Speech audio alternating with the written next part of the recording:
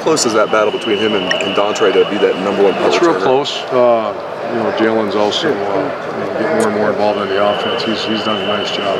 He didn't play real well early in the year, but the last game he did a good job. Just need more consistent. When you say he didn't play well blocking, or what was he not doing well? I think he just, you know, his whole issue is just the 4 to 6 mentality that we got to go as hard as he can. When he goes as hard as he can, he's really good.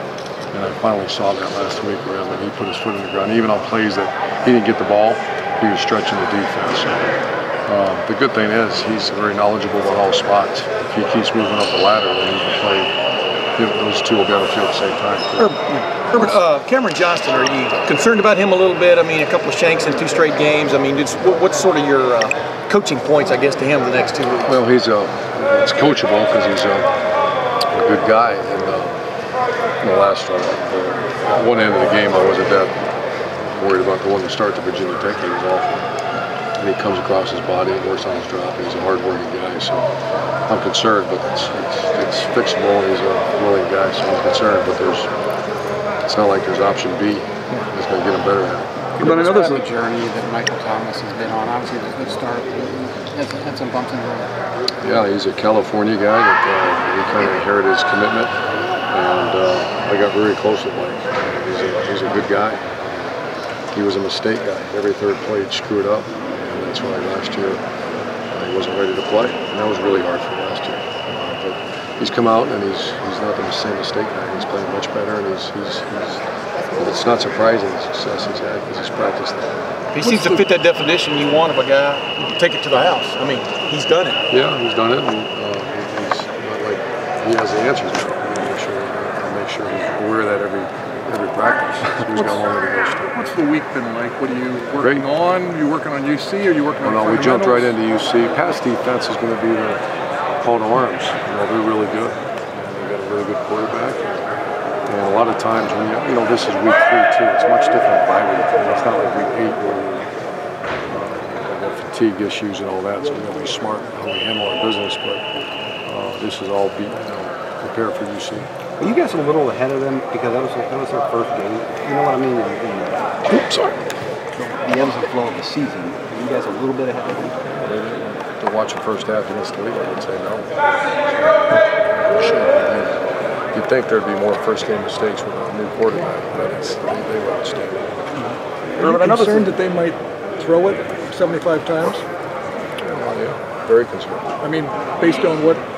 I'm worried they'll catch it 75 times. Really good. They can throw 150 times, but the receiving crew is interesting. That when I heard Coach Tuppaville say it's the best he's had, that's when I'm like, wait a minute. And I've known where he's coached. I've watched his teams. I've coached against his teams, and they've been real. So when he says that catches my eye. I made our team aware of that as well. Remember, JT after the game Saturday had an interesting comment where I asked him, you know, has it hit you yet, or you feel like a quarterback now? And he said what he has found through this is it's a process. I mean, it's a continual day-to-day process and stuff. And if you notice that about him, is he a patient? But do you see improvement, I guess, every day in some aspect? Well, he's been raised that way. You know, it's interesting. We get all kinds. You know, you can imagine 28 years of coaching, you get kids that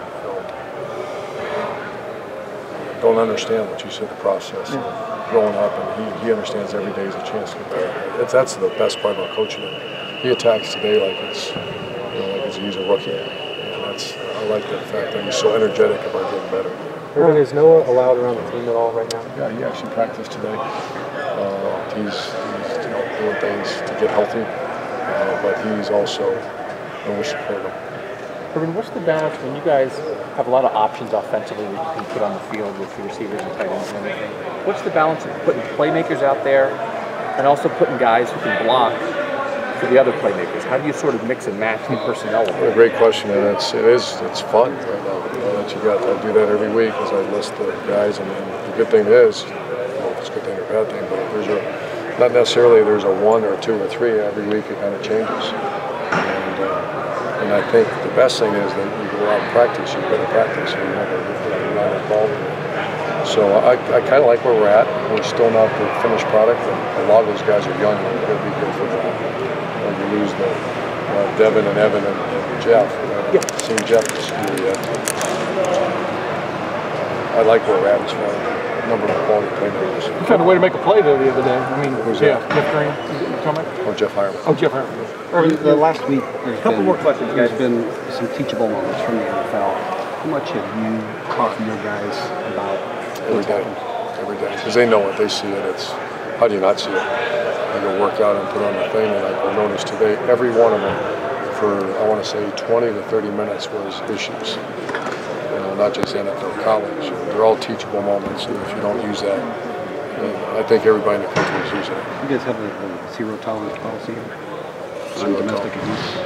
Oh yeah. You know, we had a couple issues that we had to evaluate. You know, that's one of the core values. Just one quick thing on Jeff. Jeff is sitting out this week, right? Hireman? This week? Yeah. Like next week's game? No, I mean, is he sitting out for practice? You know, Yeah, we've had him the last 2 weeks. Okay. It's a stress reaction on a bone in his foot. That there's no cure other than to rest. I should say there's no cure. There's no answer other than rest. You say stress But reaction. we're hoping for Monday, this coming Monday. He's been training in the pool and all. He's been Gotcha. working. But it's just he can't slam it into the ground. You said that your offensive line is still a little unsettled. Have you resolved anything yet? We're starting to get Chase Ferris is starting to swing a little bit. You know, so we're still, you know, the two tackles are playing very well. Dave Decker and we're still trying to solidify the three inside. And it's certainly not final. Take one more.